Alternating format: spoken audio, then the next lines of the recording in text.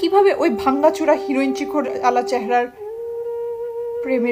প্রেমিকের প্রেমে পড়ছিলাম, কেমনে আমি এখন জানি না। শুনো, ভালো ছেলে পাইতে হলে প্রথম একটু ট্রায়াল কয়েকটা ফালতু ছেলের থ্রু যাইতে হয়।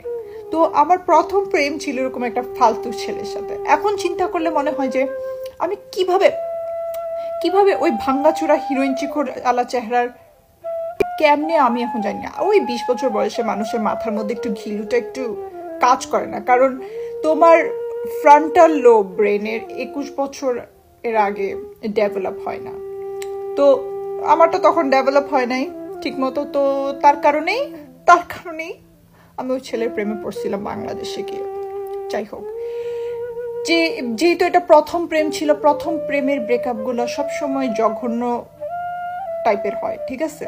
হয়েছে ব্রেকআপ, ভালো কথা। 2 মাস এমন কাঁদছি যেন মনে হয় আমার ফেভারিট কুত্তা মরে গেছে, এরভাবে কাঁদছি, ঠিক আছে। আমার তখন কোনো কুত্তাও ছিল না। যাই হোক, অনেক কাঁদছি 2 থেকে 3 মাস। তারপর আমি বলছি যে না, আমার নার্সিং ডিগ্রি পাস করতে হবে। ওই ছেলের জন্য কেন্দ্রে আমার লাভ নাই, ও পড়ে আছে বাংলাদেশে, আমি এখানে। I need to better my life. তো আমি বলছি যে কিছু একটা করতে হবে, কিছু একটা দেখে নিজেকে ডিপ্রেশনের থেকে বাইর করতে হবে। তো তখন কিভাবে না কিভাবে আমি বিটিএস এর সম্মুখীন হয়েছি। বিটিএস যারা চিনেন না, তারা হলো একটা কোরিয়ান মিউজিক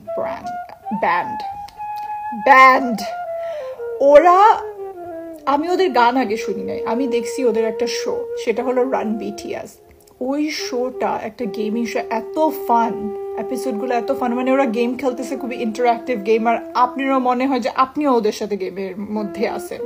যাই হোক, ওই শো দেখার পরে ওদের ফ্যান হয়ে গেছি। পরে আমি ওদের গান টান, যে কারণে ওরা অ্যাকচুয়ালি ফেমাস, ওগুলা দেখছি। কিন্তু এই শোটা দেখে literally I am not lying, এই শোটা আমাকে পুরো ডিপ্রেসিভ স্টেট থেকে বের করে আনছে। বলছে যে দেখ, এসব চ্যাংরা প্যাংরা পোলাপেনের জন্য কেন্দ্রে জীবন নষ্ট করিস না, তোর জীবনে আরো অনেক কিছু করতে হবে।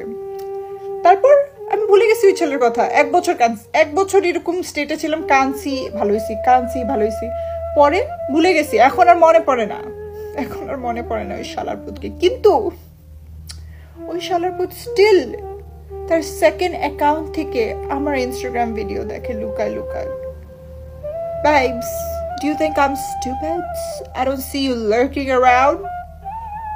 Why are you still here?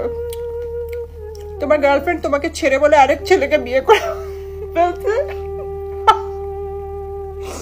খারাপই লাগে তোর জন্য, অ্যাকচুয়ালি লাগে না। That's something people say, you know, খারাপ লাগে, আরে ছেড়ে চলে গেছে। But that's what you deserve. Karma is a bitch, isn't it?